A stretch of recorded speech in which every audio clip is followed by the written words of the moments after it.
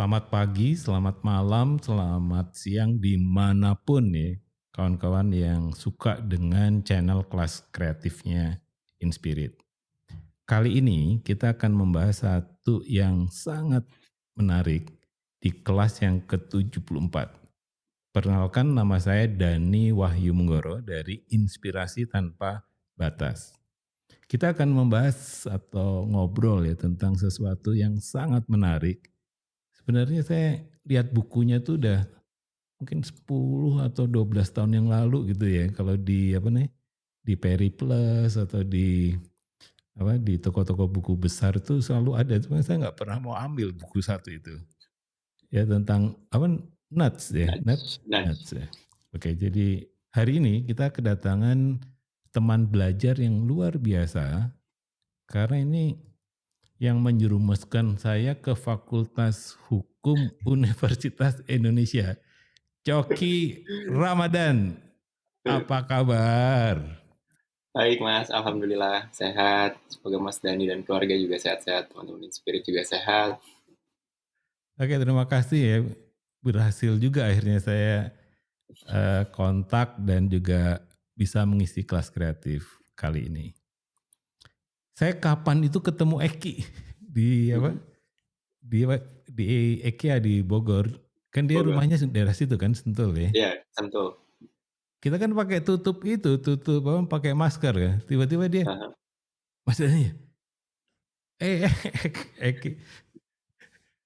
Oh ternyata sering nongkrong di sini kata saya. Terus saya ya jadi ingat Coki, Hmm, ingat sama Dio ya. Dio. Kalau Dio Ya, berapa kali pernah sebenarnya kalau kontak ya. ikut acara di Jogja itu pernah tuh ya. Hmm, Dan ya, seterusnya gitu. Atau acara-acaranya yang tough juga tuh yang apa dengan MAPI ya. ya. Dia Oke, masih aktif.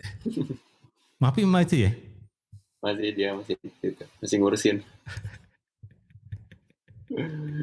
Ingat banget waktu apa awal-awal di MAPI ya. Oke, Coki, saya tuh sebenarnya Ya. penasaran ya, tiba-tiba waktu kita ngobrol tentang tema, Mhm. Coki mengusulkan idenya ngobrolin ini dong, behavioral economic gitu. Ini sarjana hukum belajar ekonomi, walaupun saya tahu tuh waktu di S2 bawa bukunya itu ya, yang apa, Pikert, So, Piketty. ya Thomas Pikerti ya, Piketty. ya bahas itu ya.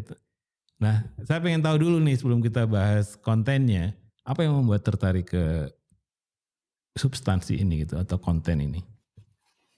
Ya, sebenarnya ada kaitannya juga dari penelusuran saya sama topik yang saya teliti gitu Mas, kan, saya tertarik sama isu hukum kebijakan pidana, terus kemudian kebijakan pidana dari zaman dulu sampai sekarang pendekatannya kan banyak pakai, rasionalitas ekonomi gitu. Oh, supaya orang tidak melakukan kejahatan kita hukum tinggi saja, karena dengan disinsentif yang tinggi, hukuman yang tinggi, maka orang yang rasional akan tidak melakukan perbuatan itu. Atau sebaliknya, oh supaya orang bekerja, supaya orang datangnya on time gitu ya, kita kasih bonus saja, kita kasih insentif, karena orang yang rasional, dia akan melakukan itu. Ya sejarahnya hukum pakai logika rasionalitas ekonomi seperti itu Mas. Ada insentif, ada disinsentif, ada hukuman dan seterusnya. Oh kalau nggak jerah hukumannya makin ditinggikan sampai hukuman mati dan seterusnya gitu. Tapi ternyata dalam perkembangannya meskipun itu dominan gitu ya, dalam perkembangannya banyak yang meneliti dan membantah teori rasionalitas itu. Nah, salah satunya datang dari para psikolog, ya kan? Ada Daniel Kahneman, ada Richard Thaler, buku Thinking Fast and Slow itu kan, ada di Bunak juga. Ya ternyata perkembangannya sekarang ya tadi behavioral economics. Oke, teori rasionalitas mungkin masih berpengaruh dalam kehidupan sehari-hari, dalam hukum, tapi ternyata ada hal-hal lain yang bisa menjelaskan lebih dalam, baik itu nuansnya, konteksnya, sehingga ketika nyusun kebijakan hukum atau nyusun program sehari-hari, ya nuans dan konteks itu perlu diperhatikan, terutama yang terkait dengan behavior, perilaku individu seseorang. Itu yang awalnya saya kemudian ngulik gitu Mas. Nah, meskipun ya pada akhirnya ini ya semacam jadi side project lah, saya jarang ngebahas ini, tapi ketika dapat kesempatan, ya udah yang ini aja Mas, jangan jangan topik yang sering dibahas gitu. Oke, kalau demikian sebenarnya kalau tadi kan apa yang membuat Coki tertarik ya ke apa ngulik ngulik tentang apa behavioral economic ini dikaitkan dengan hukum pidana dan seterusnya tadi. Jelaskan sedikit dong apa sih di apa yang disebut dengan behavioral economic ini? Ya jadi behavioral, economics itu dia menjelaskan bahwa ada beberapa faktor, yang kemudian mempengaruhi rasionalitas seseorang dalam bertindak. Rasionalitas ini ketika berbicara teori rasionalitas itu pakai, pendekatan ekonomi ya, bahwa orang akan bertindak, eee, menuju sesuatu yang menguntungkan bagi dirinya dan orang tersebut pasti akan menghindari hal-hal apa saja yang membuat dia rugi. Ya analisis untung rugi lah. Kalau saya datang ke acaranya Mas Dani, oh ini menguntungkan bagi saya membangun koneksi dengan Mas Dani, membangun network dan segala macam. Itu teori rasionalitasnya gitu ya Mas ya. Eee, tapi ternyata manusia dalam berperilaku, dalam bertindak, tidak melulu mendasarkan ke, analisis untung rugi, analisis manfaat, biaya, kemudian, sehingga faktor-faktor tersebut dijelaskan, dan kemudian manusia sama pemangku kebijakan bisa lebih tepat gitu dalam, melaksanakan kegiatan. Nah, pada akhirnya kemudian behavioral economics menawarkan berbagai macam faktor atau berbagai macam pengaruh yang bisa dipertimbangkan dalam menyusun kebijakan atau program sehingga dampaknya bisa lebih besar tanpa kemudian mengalter atau memberikan insentif atau disinsentif yang begitu besar. Oke, menarik ya. Sebenarnya kalau saya baca-baca Adam Smith, bapak ilmu ekonomi itu ternyata juga sebenarnya udah memberikan catatan khusus ya bahwa basisnya itu sebenarnya adalah behavioral economic gitu. Bisa jelaskan sedikit sih sebenarnya ini memang dari awalnya si psikologi ini memang sudah ada di ekonomi atau mengapa kemudian ya trennya gitu ya itu yang kemudian dimanfaatkan oleh banyak pihak sebenarnya memanfaatkan ekonomi atau apa perilaku ekonomi itu menjadi keputusan-keputusan penting gitu. Ya, catatan-catatan dari dulu udah ada gitu Mas ya, tapi kan kemudian apa namanya ekonom klasik gitu neoklasik pada titik ekstrim ya mereka berkutat sama matematika ekonomi untuk menjelaskan bahwa manusia itu rasional menghitung untung rugi dan segala macam dan kemudian melupakan ada aspek-aspek individu, aspek-aspek pribadi, aspek-aspek manusiawi maupun sosiologis yang kemudian mungkin bisa mempengaruhi seseorang dalam mengambil keputusan, seseorang dalam dalam bertindak gitu. Di Amerika Serikat sendiri kan tahun 40, 50, 60 gitu, ilmu ekonomi menjadi dominan. Dia masuk ke dalam berbagai macam sektor. Dalam ilmu hukum aja ada law and economics, analisis hukum dalam ekonomi. Legal scholars, sarjana-sarjana hukum banyak yang mendalami ekonomi. Ekonom-ekonom menduduki berbagai macam posisi, mulai dari IMF, World Bank, UN, itu semua pasti ekonomis-ekonomis tuh yang menyusun International Development Plan gitu. Ya mungkin pada saat itu tahun 70, 80, psikolog, sosiolog mulai kayaknya nggak gini nih. Manusia kayaknya dalam bertindak nggak gini. Mereka kemudian melakukan eksperimen-eksperimen kecil yang kemudian direplikasi dalam skup yang lebih besar.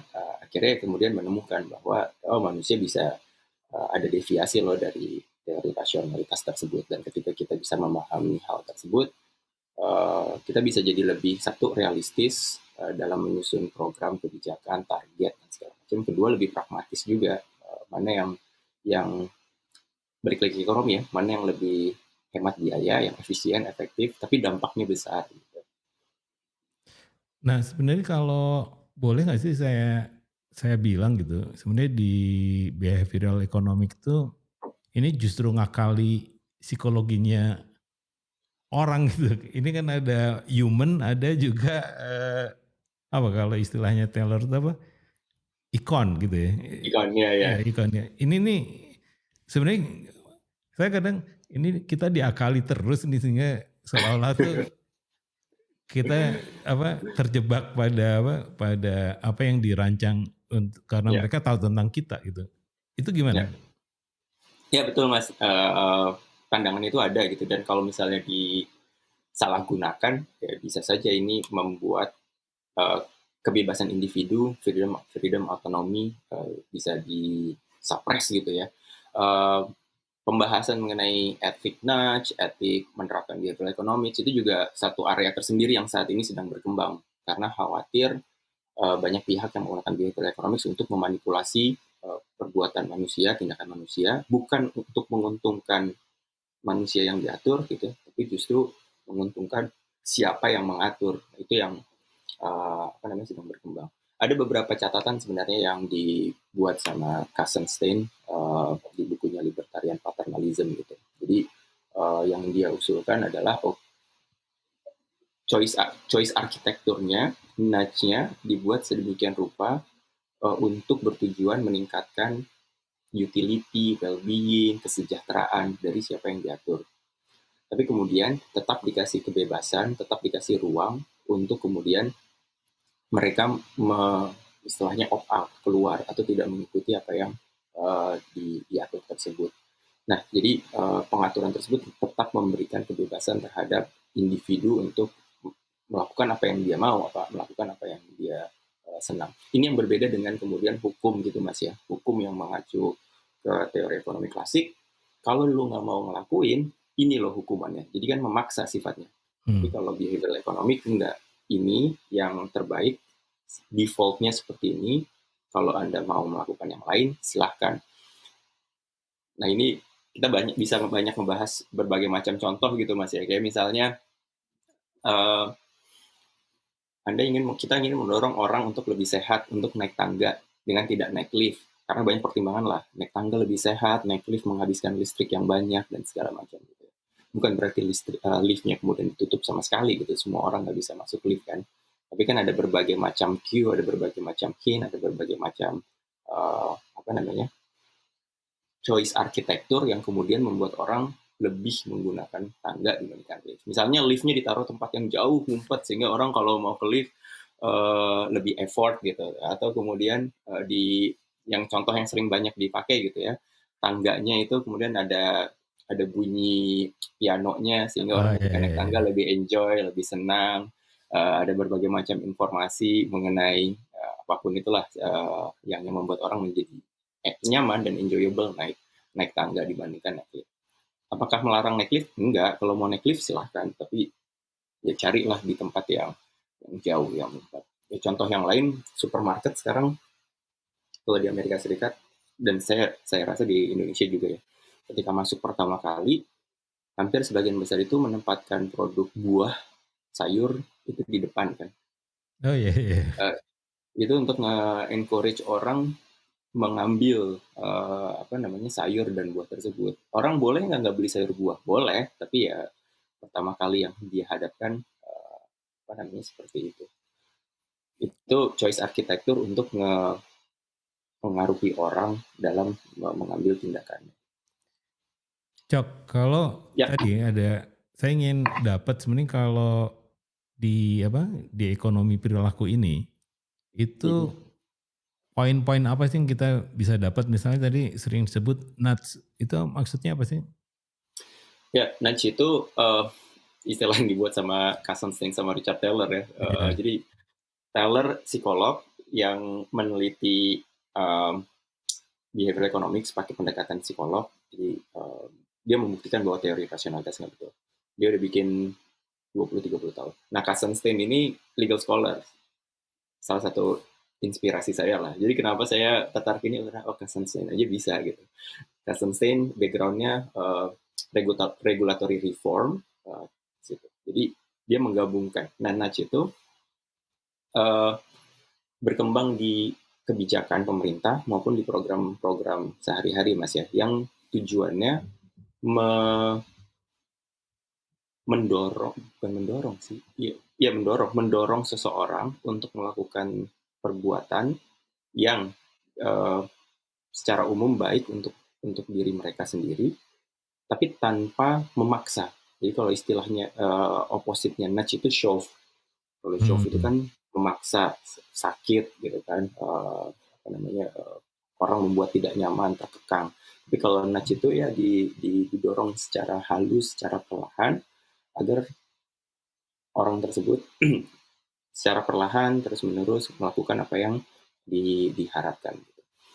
Kalau Dan dalam nudge itu kalau dalam keseharian bisa nggak diberikan contoh tentang nudge itu? Saya bisa eh, bisa banyak sih Mas, contohnya misalnya dari ilmu ekonomi perilaku, salah satu findings-nya adalah orang cenderung sakit, sorry, ketika orang mendapatkan 1 juta sama orang kehilangan 1 juta, meskipun jumlahnya sama ya, tapi itu rasanya di dalam hati itu ternyata berbeda. Kehilangan itu 2 kali lebih sakit dibandingkan, mendapatkan. Kalau orang rasional, accounts, 1 juta hilang sama 1 juta masuk harusnya sama, karena jumlahnya sama. Ternyata meskipun jumlahnya sama, perasaannya itu berbeda. Nah, karena orang, apa namanya, enggan gitu ya ke merasa kehilangan dan segala macam. Dalam kehidupan sehari-hari itu ada penulis, salah satu peneliti BIT itu penerapan ilmu ekonomi perilaku di Inggris gitu ya. Dia menulis buku, untuk kehidupan sehari-hari. Jadi bilang kalau misalnya Anda mau mencapai suatu target, jangan menjanjikan insentif di akhir ketika Anda telah mencapai target. Tapi justru keluarin dulu uangnya di depan. oh ya, Jadi ya, kalau ya, ya. Jadi misalnya, oh saya mau nyelesai disertasi saya tahun depan gitu. Nanti kalau udah selesai disertasi, saya mau menghabiskan, let's say 10 juta untuk jalan-jalan ke Bali untuk diri saya. 10 jutanya jangan di belakang, tapi di depan. Keluarin dulu 10 jutanya, kemudian kasih ke mana namanya, ke istri saya gitu ya. Kalau saya nggak bisa selesai di waktu yang tepat, tolong 10 jutanya disumbangin ke tim sepak bola yang paling saya benci, misalnya Manchester United. Jadi untuk menghindari kehilangan tersebut, untuk menghindari uang itu dipakai membayar tim Manchester United, ya itu akan memotivasi saya lebih keras lagi untuk menyelesaikan disertasi lebih cepat. Itu balik lagi dari prinsip yang tadi Mas ya, namanya loss aversion. Jadi Loss seseorang aversion. cenderung Ya.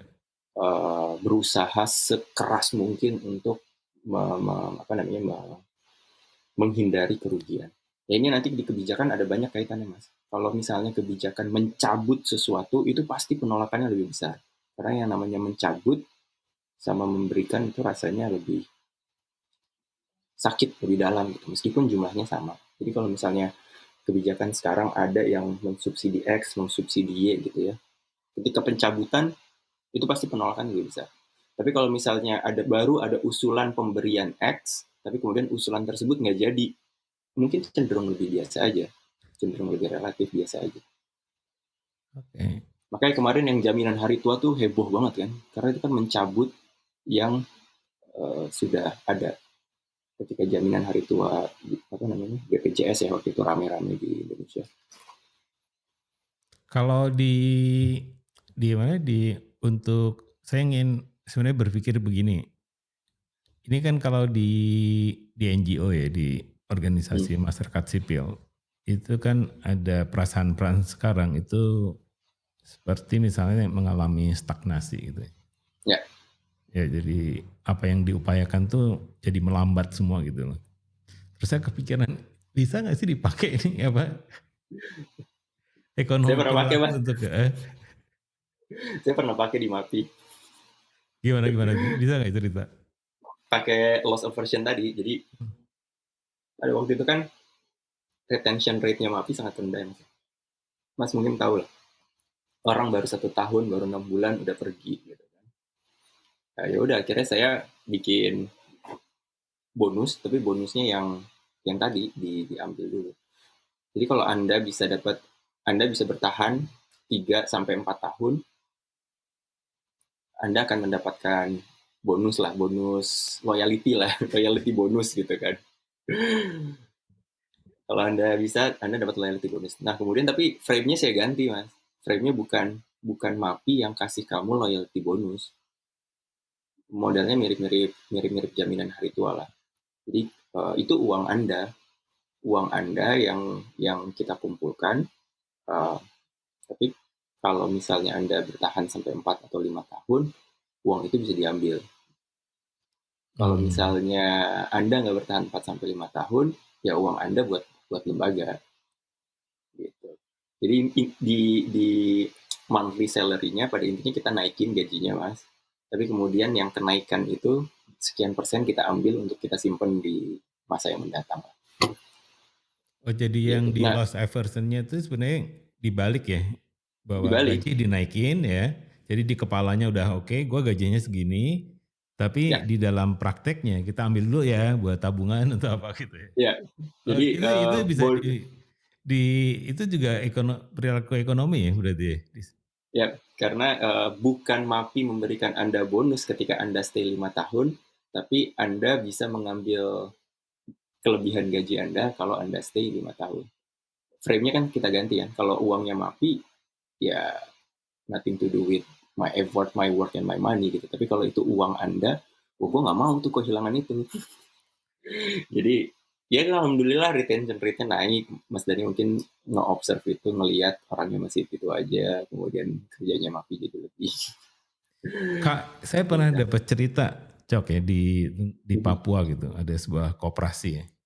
Ya, Sebuah koperasi yang sebenarnya membeli karet-karetnya rakyat gitu di Papua. Nah, dia ingin membuktikan bahwa keyakinan bahwa orang Papua itu malas itu salah gitu. oh, Jadi yang dilakukan oleh koperasi ini, dia beli motor ditaruh di kantor koperasi. mhm. Ya, kemudian setiap petani yang bawa karet itu ditawarin, kamu mau motor ini nggak? Mau, mau. Boleh, cuma kamu harus ini bakalan punya kamu, cuma kamu sekarang setiap hari harus 10 kilo. Baru bisa nih, 3 bulan si motor bakalan milik kamu gitu. Itu ternyata dengan cara itu menunjukkan bahwa sebenarnya kawan-kawan di Papua itu bukan malas, memang dia bekerja sesuai kebutuhan karena ada keinginan memperoleh Ya, motor itu, maka rajin tuh ke kebun karet, kan kebun karetnya luas banget gitu ya. ya, ya, ya. Jadi bawa 10 kilo, pokoknya tiap hari jadi rajin tuh orang-orang karena hanya ingin ngejar bahwa saya pengen dapat motor. Kalau seperti itu perilaku ekonomi bukan? Ada to some extent iya, Mas, di salah satu findings-nya para behavioral economist kan ada yang namanya salience salience effect ya. Jadi kalau sesuatu itu jelas, nyata, ada di depan mata, itu kemudian bisa sedikit mempengaruhi orang, itu bertindak gitu. Contoh yang kalau di kebijakan hukum gitu ya, yang paling banyak dikutip misalnya tiket tiket tilang. Kalau tiket tilangnya warna putih ya orang nggak ada sense of urgency-nya. Tapi kalau misalnya tiket tilang parkir dibikin warna merah, tulisannya besar gitu ya, itu mungkin ada efek apa namanya salience effect-nya untuk membayar atau untuk segera comply. Satu sama seperti logo rokok lah, rokok berbahaya. Tapi kalau dikasih gambarnya orang yang sakit gitu ya, atau bahkan full satu bungkus, ya itu mungkin sedikit ngediter atau discourage orang. Meskipun nggak besar gitu ya, tapi paling tidak ada marginal efeknya.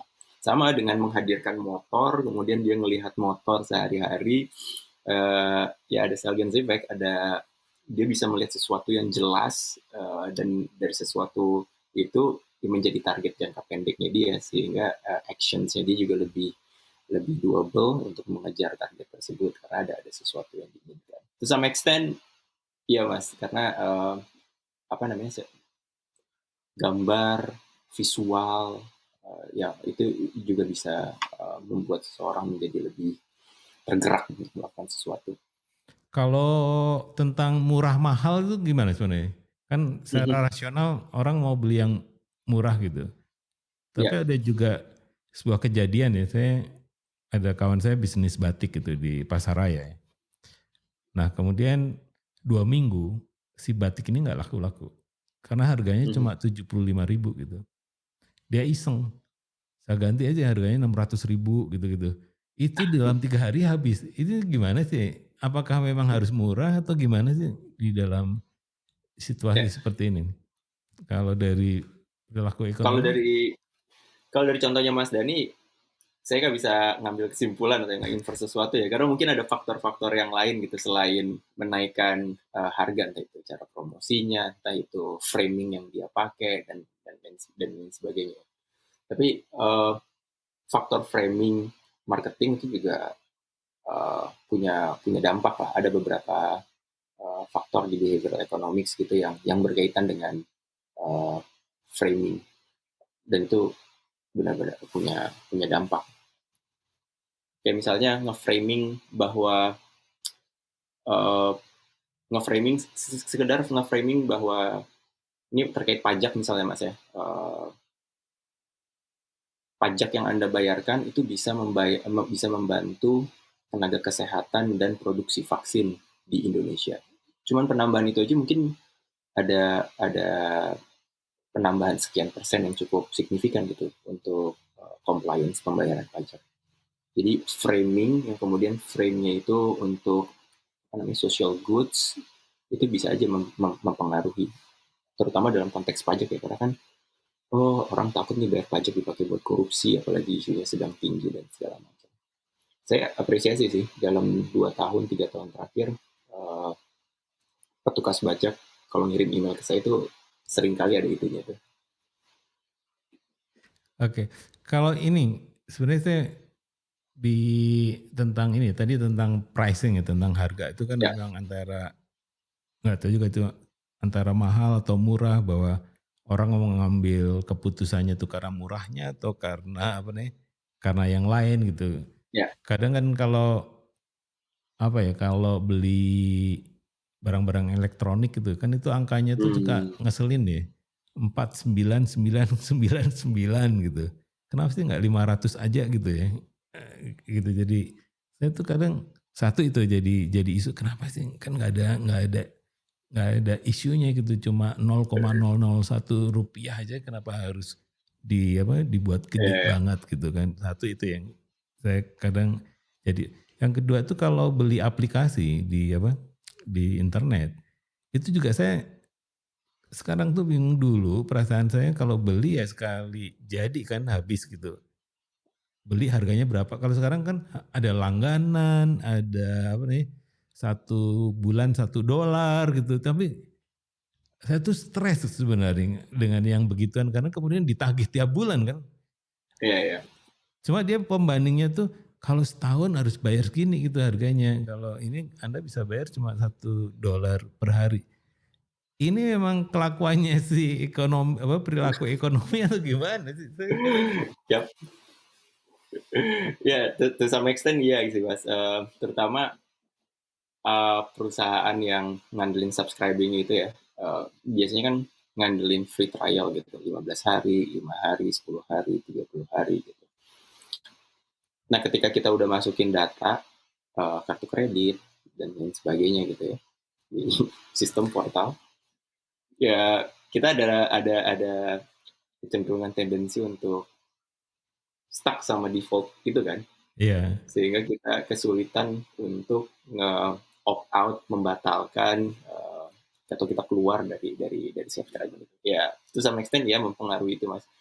Mereka tahu bahwa ketika seseorang sudah bertahan pada status quo, itu untuk pindah effort-nya sangat sangat sangat tinggi, karena belum tentu semua orang punya kesempatan deliberatif berpikir untuk menghitung kapan harus keluar dan benar menentukan hal itu. Jadi mereka sedikit banyak mengeksploitasi bagian gitu mas. Ya karena saya pernah yang Adobe Mhm. itu untuk cancel apa langganan itu Lebih sulit ya. sulitnya sampai harus kontak gitu, sampai kontak. Kemudian setelah kontak selesai, udah mau tinggal klik apa unsubscribe tuh, tiba-tiba dia Ya, bilang lagi, apa yang bisa dibantu supaya tetap ada di ya, Adobe? Itu kan ya. kadang ditanya lagi tuh kayak gimana, "Enggak, saya udah mau ambil keputusan." Itu bagian dari tadi, yang Ya, sebenarnya dipikirkan di perilaku ekonomi gitu. ya ada namanya status quo bias kan. Jadi Status quo bias. kondisi saat ini status quo selalu dianggap lebih baik meskipun belum tentu baik gitu. Bisa saja seseorang itu perlu keluar dari status quo untuk lebih baik well-being-nya, lebih menguntungkan bagi dirinya. Tapi ya, orang cenderung stuck di status quo bias. Ini juga berpengaruh di kebijakan sehari-hari ya. Misalnya kebijakan lingkungan gitu, climate change, ya orang stuck sama status quo. Kalau kita menaikkan pajak apa namanya bahan bakar nanti kita gimana transportasi? Karena status quo-nya sekarang transportasi semuanya pakai fuel gitu ya, nggak kepikiran pakai baterai, nggak kepikiran pakai elektrik, nggak berpikiran pakai solar. Status quo-nya masih pakai fuel. Oke. Sama di kehidupan sehari-hari juga pasti banyak kan status quo-nya. Oh saya cuma dosen, oh saya cuma pekerja biasa, oh saya cuma X gitu. Sehingga enggan untuk apa namanya belajar hal yang baru dan sebagainya. Ini agak lari sedikit ya. Kalau Mhm. di Indonesia sebenarnya ekonomi perilaku tuh berkembang atau masih langka ya? Kalau kayak tadi di Inggris kan ada yang memang mempelajari ya. Iya, iya, iya. Ini kan kalau di Indonesia gimana, Cak? Sudah ada Mas yang mempelajari. Saya nggak bilang saya expert ya, karena saya nggak ngambil pendidikan di situ, cuman saya tertarik dan ngulik. Ada beberapa temen yang udah ngambil master di situ atau sedang ngambil PhD di situ. Jadi sedang berkembang.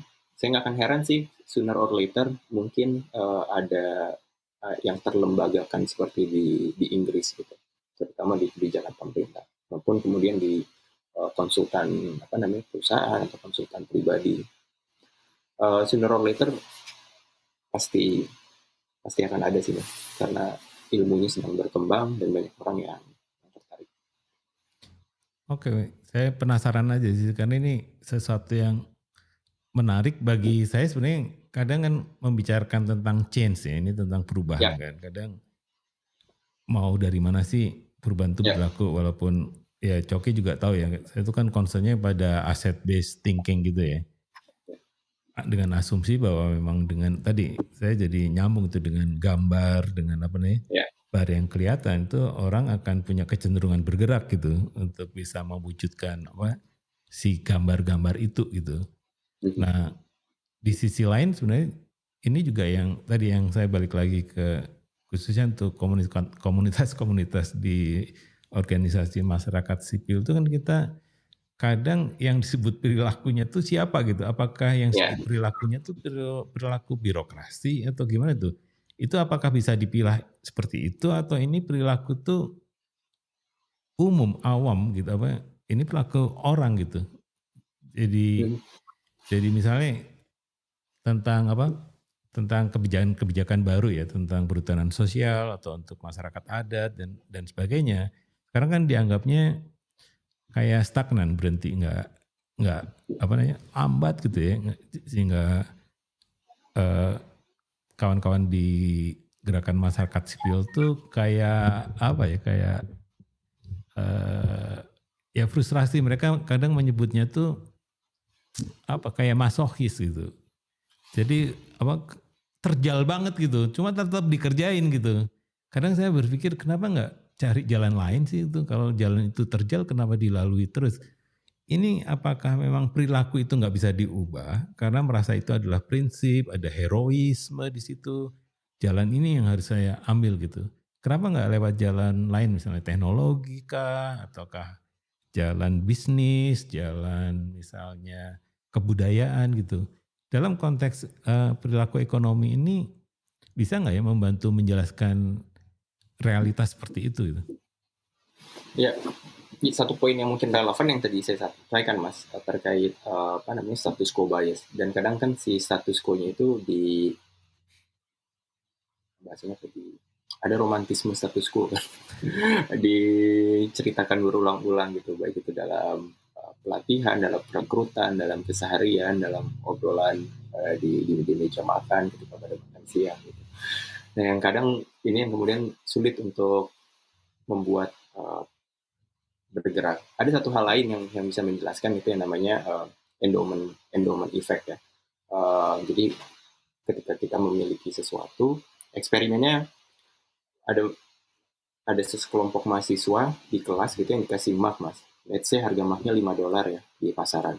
Jadi semua ada sebagian mahasiswa yang dikasih mug, ada sebagian mahasiswa lagi yang nggak dikasih. Lalu kemudian mereka mesti transaksi. Kalau orang rasional, logika, mahasiswa yang megang mug $5 dijual $5 untung dong. Dia kan nggak modal, dia dapat mugnya dari profesornya dijual $5 untung dong. Toh harga pasaran juga $5. Tapi ternyata setelah dilakukan eksperimen itu harganya di atas $5 mas. Rata-rata di atas $5.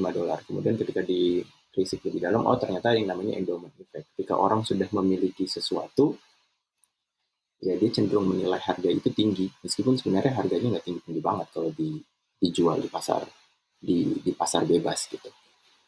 Nah ini yang mungkin membuat banyak organisasi masyarakat sipil gitu ya merasa mempertahankan sesuatu yang sudah ada, yang sudah mereka miliki, meskipun katakanlah valuasinya atau dampaknya nggak sebesar itu, lebih lebih dominan gitu dibandingkan mereka berubah atau mengejar hal yang lebih realistis, yang lebih impactful.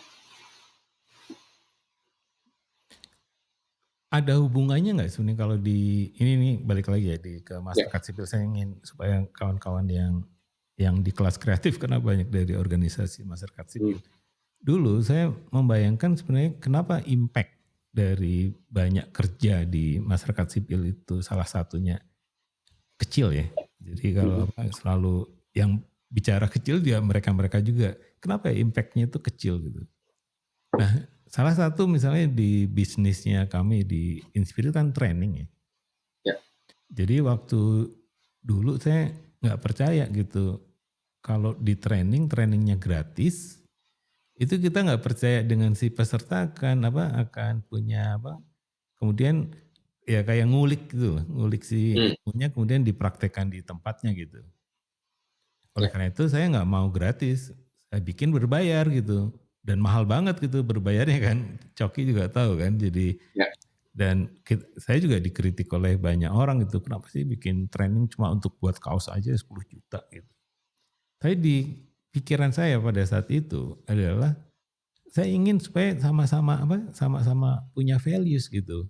Satu, karena ada harga yang tinggi, saya juga harus sungguh-sungguh ya sebagai trainer gitu.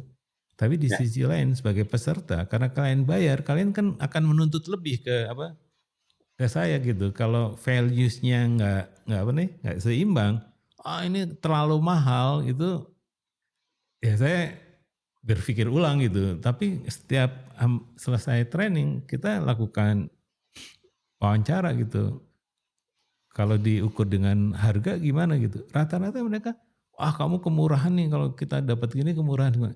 Nah saya ingin, apakah ini ada ya, maksudnya untuk balik lagi ke ya dalam konteks fundraising atau macam-macam di NGO ini kadang kan begitu ya, banyak hal yang values-nya tuh nol gitu, sehingga kalau kita berharap dampak pada yang nilainya nol ya nggak bisa, karena sebenarnya saya hmm, ikut training dibayarin, naik pesawat dibandarin, semuanya dibayarin, sehingga ya udah oke, saya nggak merasa bahwa saya itu melakukan investasi gitu.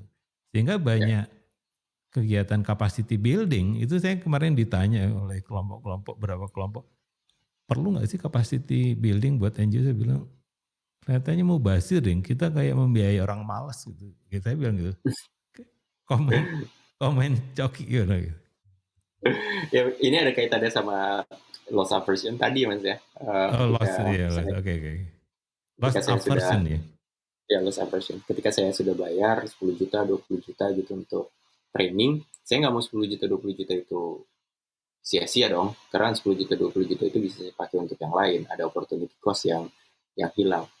Ketika saya pakai untuk ikut training ya itu saya nggak mau impact yang dapat ke saya, yang saya terima dari training, manfaat atau valuasi yang saya terima dari training itu nggak sepadan sama 10 juta yang saya keluarkan.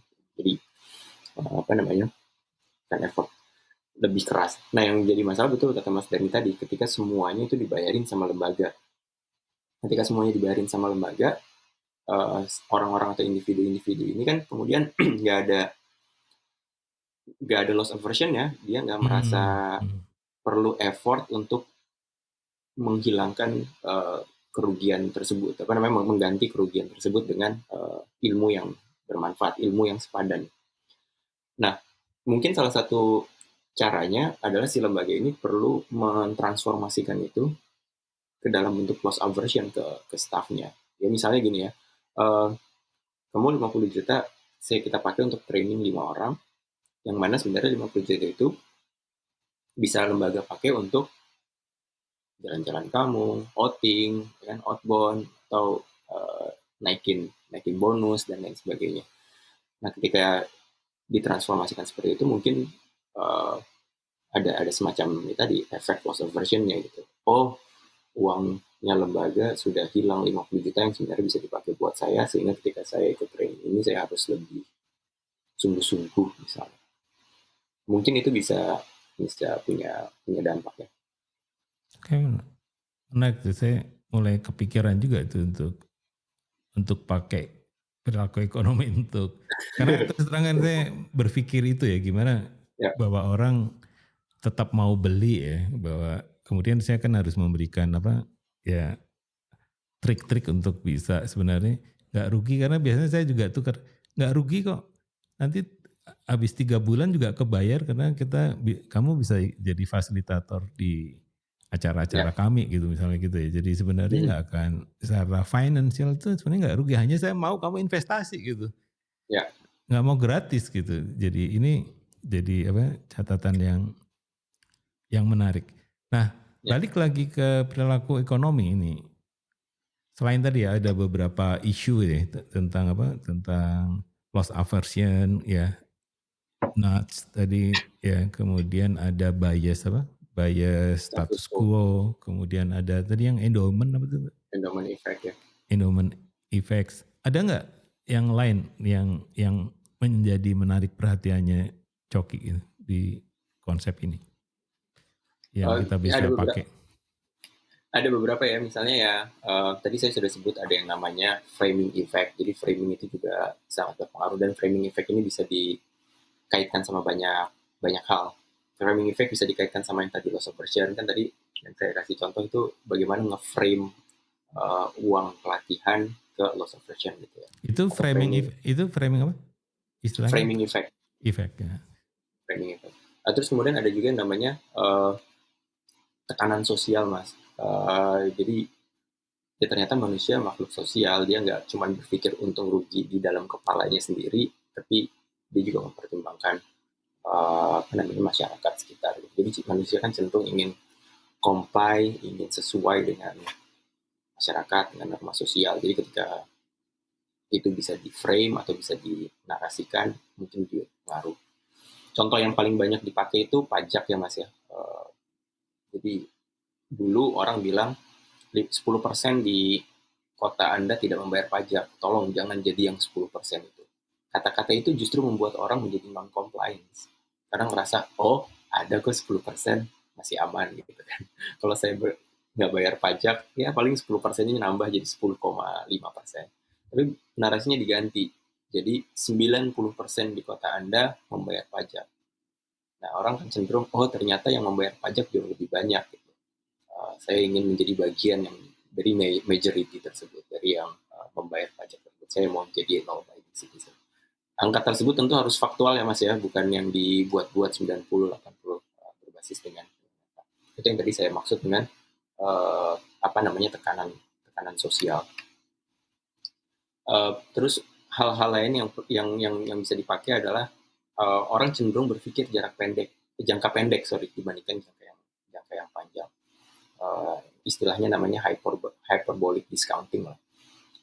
Kalau misalnya sesuatu ada di depan mata jelas gitu, kemudian dia bisa mendapatkannya dalam jangka waktu yang singkat, cenderung yang akan menjadi prioritas dia dibandingkan sesuatu yang jauh yang dia tidak terbayang dan sulit apa namanya, menggapainya atau mengandai-ngandai. Jadi membawa itu menjadi lebih dekat dekat banyak maknanya, dekat dari segi waktu, dekat dari segi visibility dan segala macam. Itu juga bisa apa namanya cukup mempengaruhi perilaku seseorang. Itu mungkin beberapa yang paling banyak dibahas dan kemudian sering kali diaplikasikan di apa namanya di kehidupan sehari-hari juga sih. Baik itu kebijakan maupun Kalau yang program. diubah tuh environment-nya gitu ya. Contohnya tuh sebenarnya saya Ya, kadang kalau di jalan tol di apa Trans Jawa gitu ya. Itu tuh ada mhm, yang apa kayak polisi tidur banyak tuh loh itu ya. Kemudian saya tanpa ya, sadar ya harus harus memperlambat si ya, mobil itu kan karena memang udah dekat gerbang. Itu sebenarnya bisa ya, juga dimasukkan hal seperti ini nggak bisa sih? bisa ya namanya choice arsitektur. Jadi Oh yang balik lingkungan di lagi. sekitar kita, lingkungan di sekitar kita, bagaimana kita menyusun sesuatu gitu ya, itu bisa mempengaruhi perilaku kita.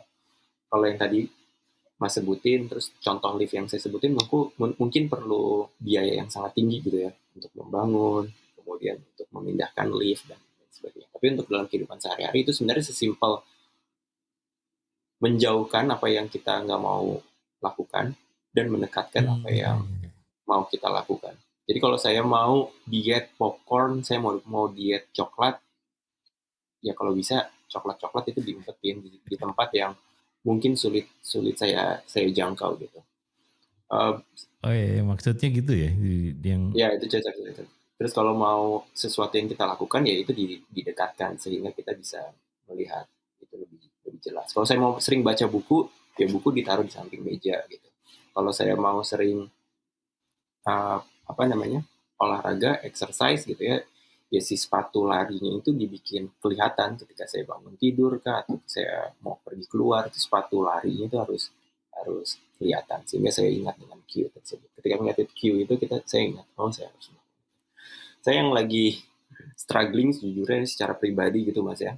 Pelarian saya kan ngerjain disertasi dan pandemi itu kan cukup isolated gitu.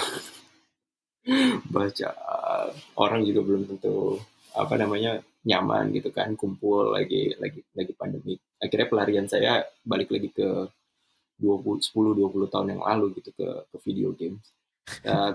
Cara saya untuk um, apa namanya tidak kecanduan adalah minta tolong istri saya yang ngumpetin sticknya karena kalau saya yang ngumpetin saya akan tahu di mana.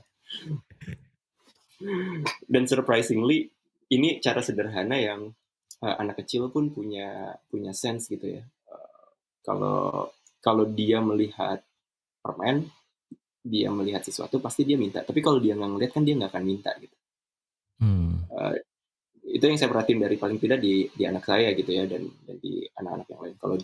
Kalau mereka lagi ngeliat sesuatu yang sebenarnya orang tuanya melarang ya pasti dia akan minta. Kayaknya kan zaman dulu orang tuh suka ngumpet-ngumpetin supaya dia nggak melihat. Dan anak saya surprisingly sadar gitu kalau dia tahu itu nggak boleh, dia mau menghindari yang itu, dia lebih baik tidak melihat sama sekali sehingga nggak ada di bayangan dia untuk melakukan itu.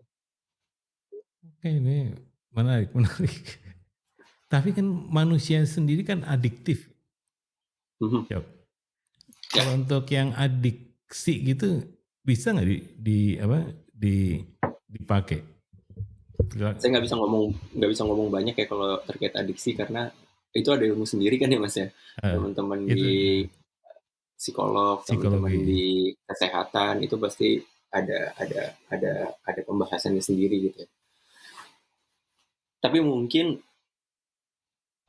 ya dalam dalam level yang rendah gitu, dalam level yang uh, belum berbahaya dan atau belum mempengaruhi uh, sistem kerja, cara berpikir dan lain sebagainya, ya mungkin mungkin bisa bisa bisa dicoba gitu mas. Oke, menarik. Kita udah hampir 50 menit. Saya pengen 3 atau 5 poin terakhir ya tentang gimana sih sebenarnya kalau kita ingin ingin mengimplementasikan perilaku ekonomi itu, khususnya di Indonesia ya. Kalau kalau menurut Ya, Coki, apa sih yang kita bisa mulai dulu?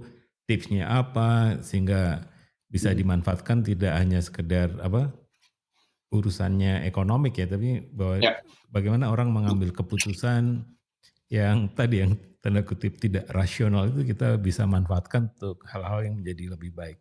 Silakan, ya. Cok. Mungkin di kesempatan terakhir saya mau kasih beberapa kritik atau catatan kali Mas ya, biar orang hati-hati juga dalam menerapkan. Yang pertama, si ilmu ekonomi perilaku itu lagi-lagi tujuannya mesti meningkatkan well-being, meningkatkan kesejahteraan, membuat seseorang menjadi lebih baik, dan sebisa mungkin memberikan kebebasan otonomi untuk memilih sesuai dengan apa yang individu itu masing-masing inginkan, sehingga tidak manipulatif, tidak mengekang, dan tidak opresif. Lalu kemudian mungkin yang kedua catatannya adalah riset-riset behavioral economics tersebut biasanya dilakukan di skup yang kecil, baik itu di kelas atau di kelompok yang kecil, sehingga uh, findings-nya bisa saja belum tentu bisa di-generalisir atau applicable di skup yang lebih besar, atau di kota, di tempat, di negara yang mungkin sosial konteksnya itu juga juga berbeda. Jadi mungkin kita bisa ngambil insight dari findings tadi, tapi tetap perlu perlu cautious, perlu hati-hati, terutama terhadap nuance dan konteks. Itu catatan yang kedua. Yang terakhir, untuk mengaplikasikan ini, um, paling tidak memahami bias, memahami findings, faktor-faktor yang sudah ditemukan sama uh, behavioral economist. Listnya banyak, bisa baca buku Nudge, bisa baca buku, kalau mau baca buku yang lebih tebal dikit ada Thinking Fast and Slow-nya Daniel Kahneman. Beberapa website juga ada banyak yang bagus gitu ya, ada Ini ya, buku behavior. ini. Ya, beberapa website atau lembaga yang bagus, ada BIP, Behavioral Insight Teamnya di Inggris, atau ada Center Behavioral Economics di University Toronto. Itu mereka juga punya rangkuman mengenai faktor-faktor yang perlu diperhatikan. Nah, setelah mengetahui faktor-faktor tersebut, kemudian membayangkan bagaimana bias-bias itu bisa dipertimbangkan dalam penyusunan kebijakan atau penyusunan program sehari-hari gitu. Dan udah banyak contohnya. Tadi ada pajak, ada bagaimana mendesain apa namanya supermarket supaya orang cenderung makan buah, bagaimana bungkus rokok itu banyak gambar-gambar yang menyeramkan. Dan tidak hanya melihat contoh-contoh tersebut, tapi juga secara reflektif paling nggak bisa uh, memahami findings-nya, results-nya. Karena ketika diterapkan, kan belum tentu 100% berhasil ya. Uh, Kemudian ada faktor-faktor apa yang bisa mendorong impact lebih besar lagi dari program-program tersebut. Dan yang tidak kalah penting, lagi-lagi behavioral economics bukan silver bullet, bukan obat jitu untuk membuat seseorang berubah menjadi lebih baik, tapi ini mencoba nge-nudge, mendorong sedikit lebih menuju ke impact tersebut dengan cost yang sendanai. Lagi-lagi ke prinsip ekonomi ya. Kalau Anda memakai insentif dan disinsentif, pasti kan ada cost-nya ya. Ngasih insentif seseorang ada cost-nya. Ngasih disinsentif untuk menghukum, untuk nge-enforce, ada biayanya. Nah, behavioral economics mengubah sedikit, nge-tweak sedikit uh, arsitektur, bahasa, framing, narasi, dan segala macam untuk kemudian impact yang uh, lebih besar. Oke, terima kasih Coki untuk obrolan ini Sama-sama, malam Mas. malam atau pagi susah ya. Di sana pagi, di sini malam. Oke, thank you banget ya, ini mencerahkan sekali bagi saya karena saya juga ya sedang memikirkan gitu bahwa kalau memang benar bahwa keputusan-keputusan orang itu sebenarnya tidak selalu rasional ya. Bagaimana kita sebenarnya bisa memanfaatkan ya untuk tujuan-tujuan yang yang baik dalam pengertian ini kan semua organisasi itu punya mission ya. Kalau ini dalam Ya, konteks apa organisasi sosial. Nah, kita bisa mencapai misi itu dalam kaitannya dengan kalau saya itu ke teori of impact. Cok. ya, Ya, jadi ini kan dengan apa? Dengan investasi yang kecil gitu, tapi kita punya impact yang besar karena kita juga paling tidak punya jurus lain ya, jurus tambahan gitu Betul, dengan betul. ekonomi perilaku ini gitu. Jadi itu Ya, yang saya banyak belajar dengan Coki hari ini. Jadi thank you banget ya. Pagi banget di sama-sama Mas. sana masih mau online gitu. Jadi harapannya kita bisa apa? Bisa ngobrol di lain waktu dengan tema yang lain lagi. Thank you Amin. Cok untuk Sama-sama Mas. oke, Thank you juga kesempatannya. salam untuk keluarga ya sama si kecil saya belum belum pernah ketemu tuh. Oke. Thank Siap, you. insyaallah kita ketemu. Thank you Mas kesempatannya.